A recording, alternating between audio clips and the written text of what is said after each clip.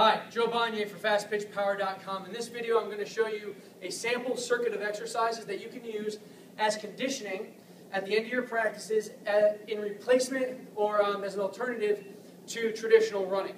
Okay, certainly you want to end some practices with maximal effort sprinting or agility exercises to improve your athletes' on-field speed, make sure they know how to run the bases. But in the beginning of the season, to make sure they're prepared for the season, and throughout the season, you want to make sure that the athletes maintain their fitness.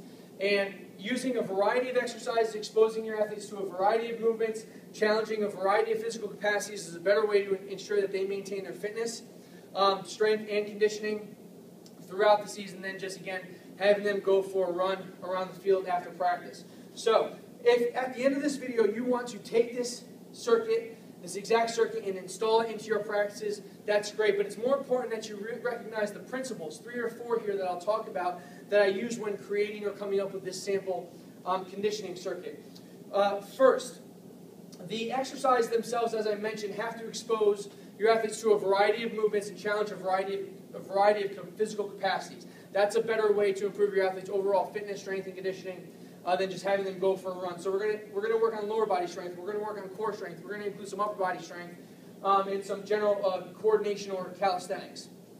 The exercises themselves, secondly, the exercises themselves have to be fairly easy to do, all right, not too complex. All of your athletes should be able to perform these exercises unless they have an existing injury. Third thing, similarly, the exercises should be easy to instruct. So after this really quick video in which I'm talking really fast, you should be able to remember the basic cues to get your athletes in the proper positions to make sure they're doing it effectively, most importantly, safely. Okay? That's the 3 things.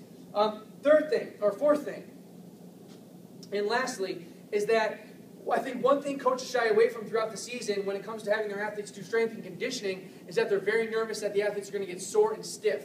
These exercises are very joint friendly. Now, if you have specific questions or concerns as to what you're installing or implementing throughout the season, you can feel free to comment on this video or send me an email at FastPitchPower, and I'll give you my advice. But these exercises specifically aren't going to make your athletes too sore, or sore really at all. They shouldn't.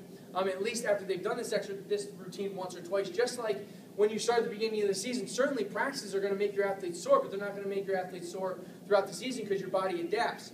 This will be more of a challenge, more of a fitness and conditioning challenge in softball practice, but you can still ensure or be confident that it's not going to interfere with softball responsibilities later in the week. So joint-friendly exercises that aren't going to make your athletes sore and stiff are the way to go, and there is a way to install or come up with those types of exercises. All right, so that's kind of the 4th principle.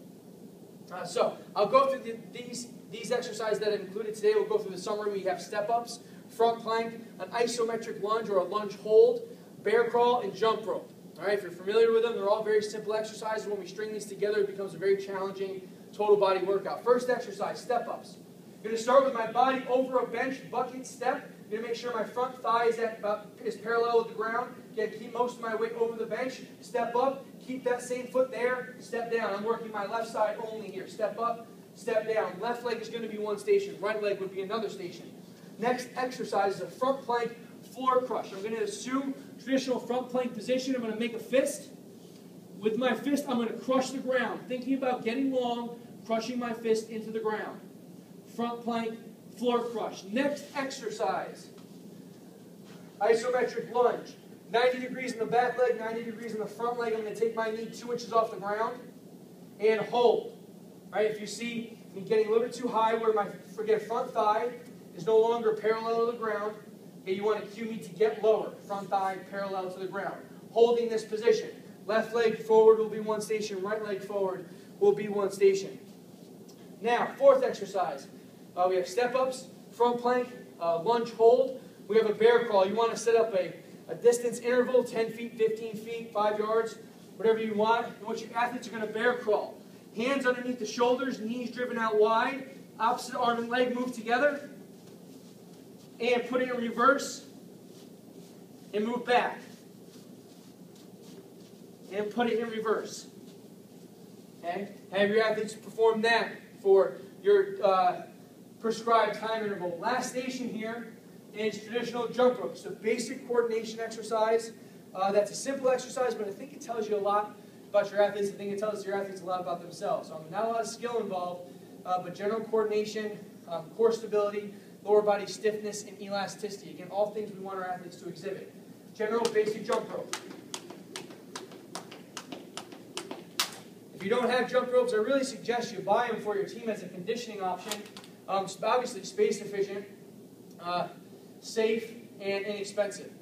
In this specific, or this sample circuit, you're going to set up those stations. 2 step-up stations, left leg, right leg, front plank. Iso lunge hold, left leg, right leg, bear crawl, and jump rope. I think that's 7 stations. You can have your athletes spread out and start at any station. You're going to be doing 20 seconds of work, 20 seconds on, preceded by 20 seconds of rest.